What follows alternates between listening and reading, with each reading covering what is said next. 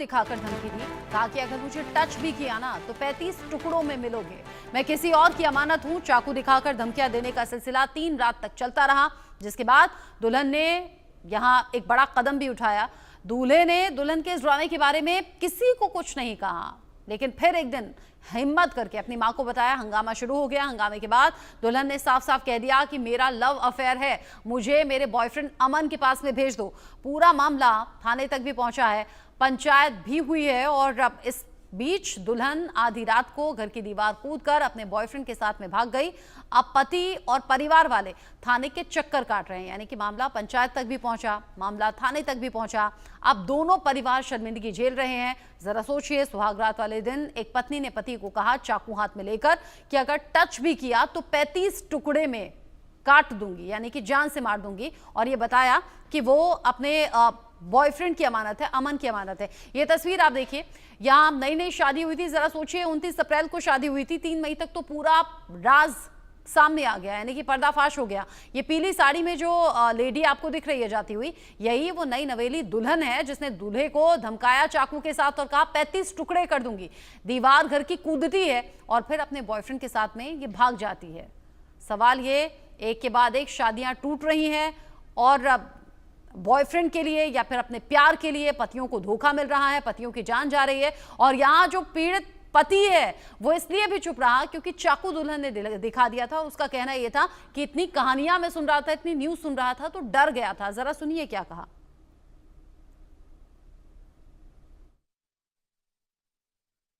Sir 29 अप्रैल को हमारी शादी हुई थी और मैं तो बहुत खुश था सर उस दिन।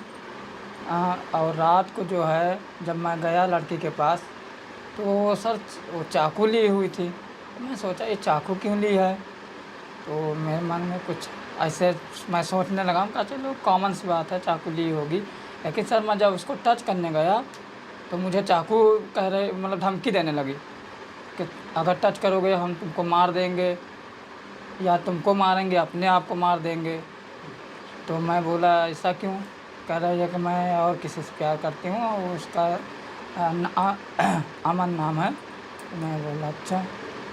हमका रिश्ते में जो है भतीजा लगता था। हाँ, लड़की के वो भतीजा लगता था, वो मौसी लगती थी। सर बहुत कलंकित कर दी ये लड़की।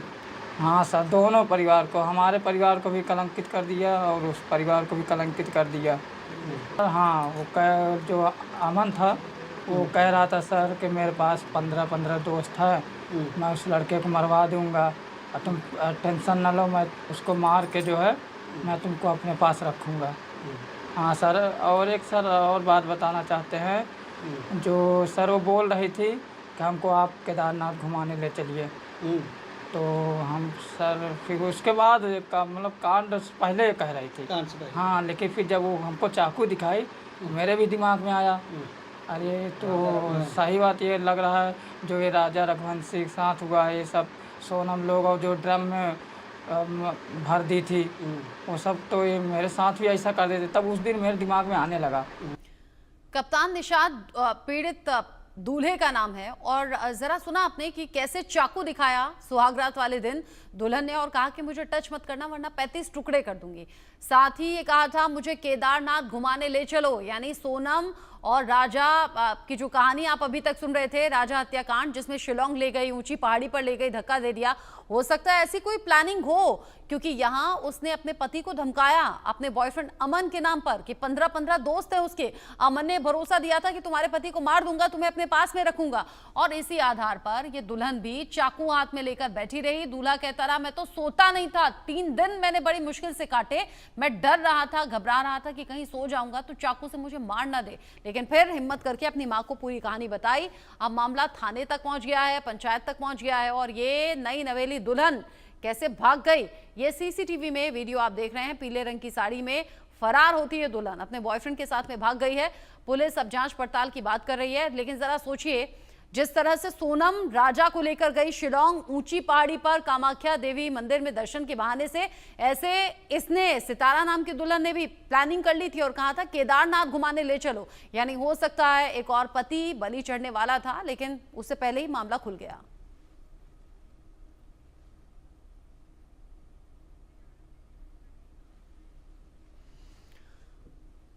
शादी विश्वास का, भरोसे का नाम है। शादी के बाद दाम्पत्य जीवन सुखी और सफल रहे, इसके लिए पति पत्नी का एक दूसरे के प्रति प्रेम, आदर, सम्मान जरूरी है भी। तभी शादीशुदा जिंदगी का सफर आसान हो पाता है। दाम्पत्य जीवन की नाजुक डोर भरोसे और समर्पण से बंधी होती है। ये डोर टूटी तो वैवाहिक जीवन अस्त व्यस्त, खत्म। बीते दिनों मुस्कान, सोनम और अब सितारा की कहानी। तीनों शादीशुदा, तीनों के ही शादी से पहले प्रेम संबंध। किसी ने अपने प्रेमी के लिए पति को मारकर टुकड़े टुकड़े कर ड्रम में जमा दिया, किसी ने हनीमून पर पति की प्रेमी के साथ साजिश कर हत्या करवा दी, तो कोई सुहागरात में घूंघट में चाकू लिए बैठी मिली और पति को धमकाया कि मुझे छुआ भी ना तो 35 टुकड़ों में मिलोगे। ऐसी कई और भी घटनाएं सामने आ रही हैं, जिसके बाद युवाओं का शादी जैसे पवित्र रिश्ते से भरोसा उठता जा रहा है। युवा शादी के नाम से ही घबराने लगे हैं।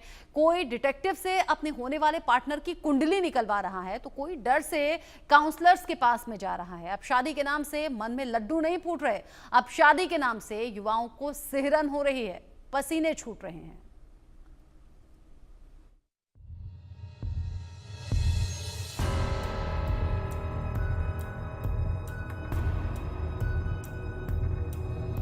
विवाह का बंधन, 7 फेरों के 7 वचन, 7 जन्मों का मिलन, अधूरा पहला ही जन्म। पति पत्नी का रिश्ता, जीवन भर का भरोसा। मिल गए 36 गुण, फिर भी उधेर गुण। जीवन के सृजन के लिए वैवाहिक बंधन जरूरी है। दाम्पत्य जीवन ही नए जीवन के सृजन का आधार है। एक पुरुष और एक स्त्री के बीच विवाह जीवन चक्र का अहम हिस्सा है।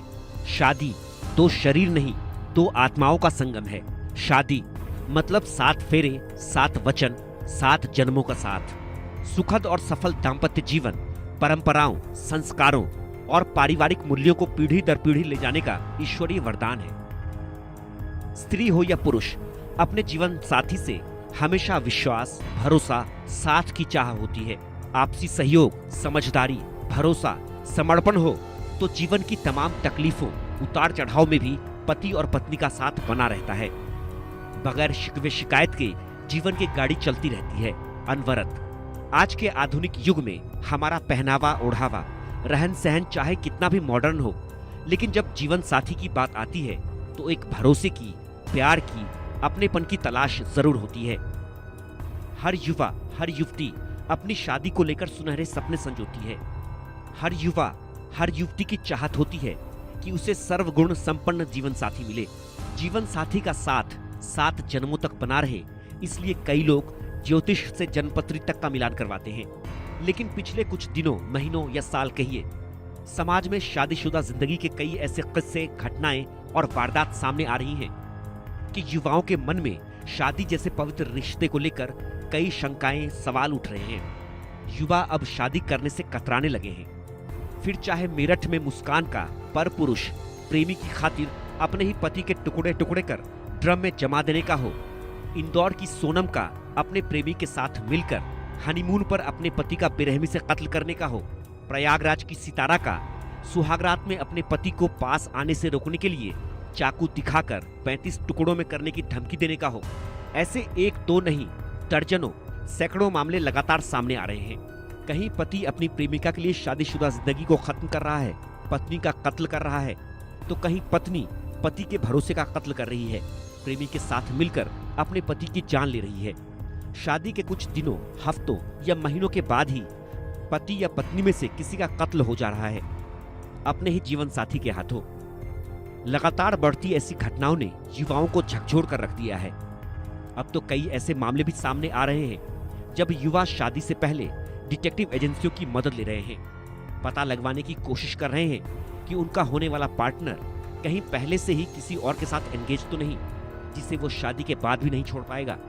आज के दौर में हर कोई ओपन माइंडेड होता है, हर किसी का पास्ट होता है।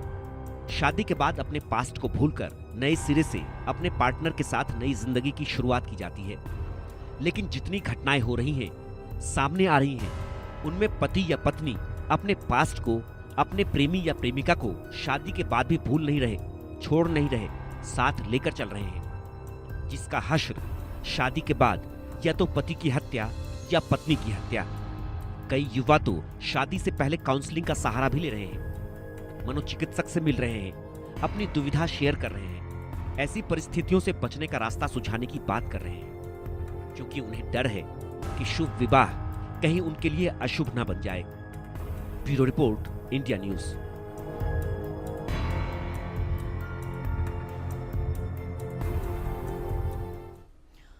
शादी